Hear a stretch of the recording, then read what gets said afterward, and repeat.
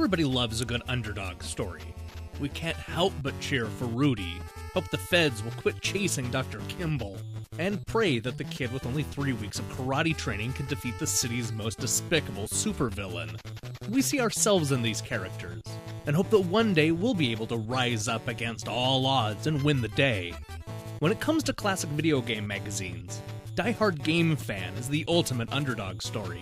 It's the tale of a few passionate gamers who created their own fanzine, found investors, and, surprising everybody, went head-to-head against the biggest magazines of the era. Unfortunately, it's also a story that involves shady business practices, illegal drugs, missed deadlines, and even a Las Vegas hooker. Before there was a magazine, there was Diehard Video Games, a California-based retailer specializing in import Japanese games. This led Tim Lindquist and Dave Halverson, a couple of self-professed heavy metal fans, to create Diehard Game Fan on an old Macintosh 2X computer. Much like Superplay in the UK, Game Fan's goal was to shine a light on the Japanese games getting no coverage in the media.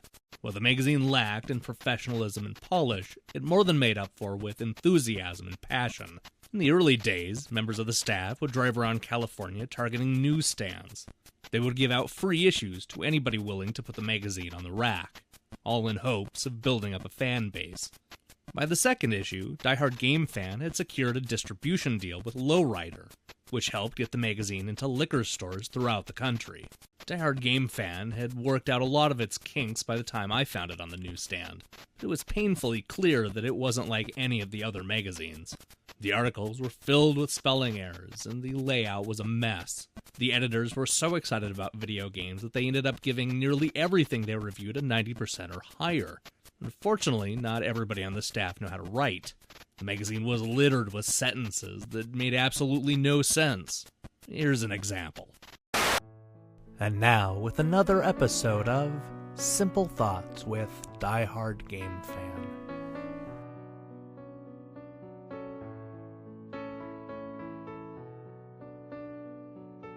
After viewing this fine theatrical release a few months ago and not being that impressed, except for a chance to glare at my ex-girlfriend Kim, yeah, that's it, me and Kim, we, met on a cruise. Yeah, she couldn't stay away from me. That's it, yeah. I wondered how Ocean would make this into a game.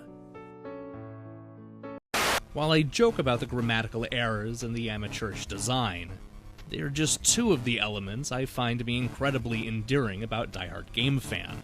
It often felt like the editors were so passionate about video games that they simply had to spread the word, even if that meant learning how to create, publish, and distribute a magazine as they went along. Behind the scenes, this learning process was anything but smooth. The editors routinely butted heads, and the magazine was fraught with drama.